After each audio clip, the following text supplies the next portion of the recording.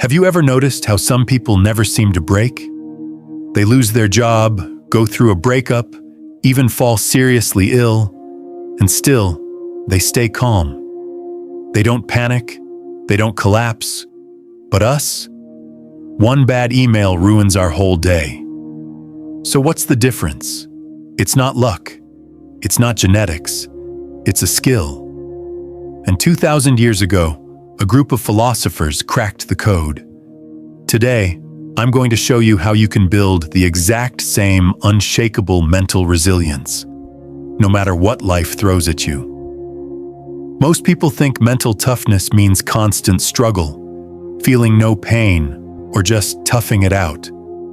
But that's not what it really is. Real resilience is about managing your emotions before they manage you. The ancient Stoic philosophers knew this. They were true masters of inner strength. Marcus Aurelius ruled Rome through war and plague. Epictetus was born a slave and became one of the greatest teachers in history. Seneca faced exile, betrayal, and threats of death, and stayed calm through it all. These weren't superheroes. They were ordinary people who trained their minds. And the best part? You can use the same techniques starting today. So let's begin. Here's the problem. Your brain is hardwired to break down. Evolution programmed us to overreact to threats. Because back in the caveman days, if you didn't freak out at the sound of rustling leaves, you might get eaten. But today, that same wiring makes us panic over texts, traffic, or a rude comment on the internet. Even worse, modern life overwhelms us with distractions. Social media, bad news, endless notifications. It's hard to stay focused. It's hard to stay calm. Most people either go numb, scrolling, binge-watching, complaining, or explode with arguments, burnout, or self-sabotage. Stoicism flips the script. Instead of trying to control the world, you learn to control your reactions. And that changes everything. 1. The Stoic pause. When life hits hard, most people react instantly. Someone says something rude. Anger. You get rejected. Shame. Your plan falls apart. Panic. But the Stoics taught us to do something incredibly rare. Pause. Before the emotion takes over. Before your thoughts spiral out of control. Pause. In that tiny sliver of time, everything can change. Epictetus famously said, "It's not what happens to you, but how you react to it that matters." That one sentence holds a lifetime's worth of power. You can't control every event, but you can control your response. The Stoic pause is like a mental seatbelt. It keeps you from crashing into emotional overdrive. It's not easy. Your ancient brain is wired to react, to defend, attack, or escape.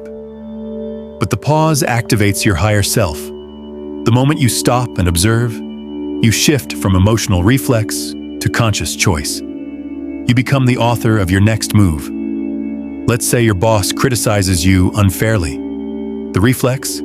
Anger, maybe defensiveness. But the pause lets you zoom out and ask, is this worth my peace? Do I need to react or reflect? That one breath can save hours of regret. Training this pause is like going to the mental gym. It starts small, counting to 3, taking a deep breath, questioning your first thought. Over time, it becomes a habit. And once you build that habit, life doesn't get easier, you get stronger. The Stoic pause is not silence. It's strength under control. It's choosing to stay grounded when the storm hits. And in a world addicted to reaction, it's one of the most powerful things you can ever master. 2. Control what you can, release what you can't. If Stoicism had a mantra, this would be it. Focus only on what's in your control. Let go of the rest. It sounds so simple, and yet, most of our stress, anger, and anxiety comes from fighting things we cannot control. We can't control the weather, the economy, how people treat us, or what happened yesterday. But we can control how we respond, what we focus on, and how we carry ourselves through the storm. Epictetus called this the dichotomy of control. It's like a mental filter. Before you worry, act, or react, ask, is this up to me? If the answer is no, let it go. If yes, take full ownership. This mindset is powerful because it frees you. When you stop obsessing over outcomes and focus on effort, you gain clarity. You stop being emotionally yanked around by the world and start standing like a rock within it. Think of Marcus Aurelius. He ruled during wars and plagues, surrounded by betrayal. Did he control any of it? Number, but he mastered his response to it.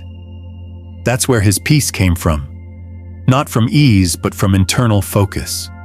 So when you're anxious about the future, heartbroken over the past, or frustrated by someone's behavior, pause and filter. Can I control this? If not, release it. That's not giving up. That's taking your power back. Third, premeditatio malorum, expect the worst. It may sound depressing, but one of the Stoics' most powerful mental practices was to imagine the worst-case scenario, on purpose. This wasn't about being negative, it was about being prepared.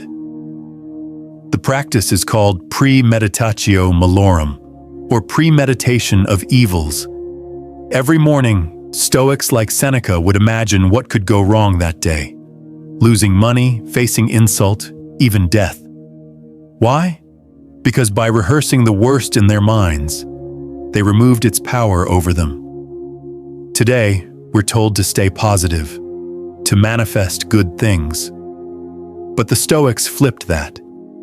They believed that by facing your fears mentally, you build emotional immunity. When the worst does happen, you're not shocked. You're steady. You're ready. Think about how much anxiety comes from surprise. A breakup you didn't see coming, a bill you weren't ready for, a sudden illness. But if you had mentally prepared, this could happen, and if it does, I will endure. You wouldn't be crushed. You'd be calm. This doesn't mean expecting doom at every turn. It means training your mind to respond, not collapse. It's like a fire drill for the soul. And just like a firefighter doesn't want a fire, they're simply ready for it. This kind of preparation doesn't make life darker, it makes you brighter in the dark. So ask yourself, what am I afraid of losing? Face it now in thought so that if it ever comes, you're not a victim. You're a Stoic. 4. Amor fati, love your fate. The Stoics didn't just accept hardship, they learned to love it. Not in a masochistic way, but in a deeply empowering one. They called it amor fati, love of fate. Whatever happens, embrace it as necessary for your growth. Life won't always go your way. You'll be hurt, disappointed, set back. But Stoicism teaches us, what if this is exactly what you needed? What if this pain is the raw material for your next transformation? When Marcus Aurelius faced betrayal, he didn't curse it. He used it to sharpen his judgment. When Epictetus lived as a crippled slave, he didn't complain. He built strength from limitation. They didn't just tolerate their fate, they used it. Amor fati means welcoming everything life throws at you, because it's fuel for the fire. That rejection, redirection, that loss, a lesson. That failure, a forge. Most people suffer twice, once from the event and again from the resistance to it. But when you say this too is part of the plan, the suffering transforms into purpose. It's not about liking pain, it's about recognizing its role in shaping you. Like a sculptor chiseling marble, life carves your rough edges through adversity. So instead of asking, why me? Ask, what is this here to teach me? That shift can turn any obstacle into a stepping stone. 5. View from above, zoom out. In the middle of a stressful moment, it feels like your whole world is falling apart. But the Stoics had a remedy for that too. Zoom out. They called it the view from above. Imagine looking at your life, not from your eyes, but from the sky. Marcus Aurelius often reminded himself how small his problems were in the vastness of time and space. He wrote, "Soon you will have forgotten all things. Soon all things will have forgotten you." That may sound harsh, but it's incredibly liberating. Think about it. That email you're stressing over, that argument, that missed opportunity, in a year will it matter? In a decade? From the moon, could you even see it? Zooming out doesn't dismiss your pain, it puts it in perspective. It reminds you, you are a tiny part of a vast, ever-changing universe, and the drama that consumes you now is just a blink in cosmic time. This isn't about detachment, it's about clarity. It's about seeing your problems as they really are, fleeting, manageable, and often smaller than you think. Try this the next time you're overwhelmed. Close your eyes. Picture yourself from space. Imagine the Earth, the stars, the silent spinning of galaxies. And then ask, is this really worth my peace? Often the answer is no. And that moment of perspective, that's Stoicism in action. So, what does it really mean to be mentally unbreakable? It doesn't mean you never feel pain. It doesn't mean you're cold or indifferent. It means that you feel deeply, but choose wisely. That you don't let circumstances hijack your character. That you rise not because life is easy, but because you are ready. The Stoics weren't superhumans. They were ordinary people, rulers, slaves, exiles, who trained their minds like warriors. And in that training, they found something most people never discover: freedom. Not from life's chaos, but from being controlled by it. So here's what you carry forward. 1.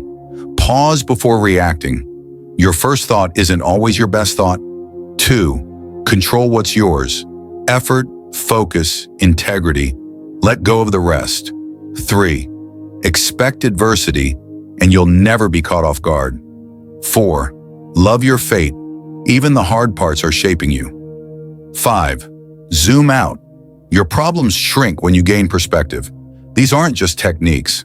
They're tools for inner peace, tools for living with strength, no matter what the world throws at you. And remember, mental resilience isn't something you have. It's something you build. One decision, one pause, one breath at a time. So the next time life shakes you, don't ask, why me? Ask, what would a Stoic do? Then, be that person. If this helped you, hit that subscribe button. One click, and you'll never miss the next one.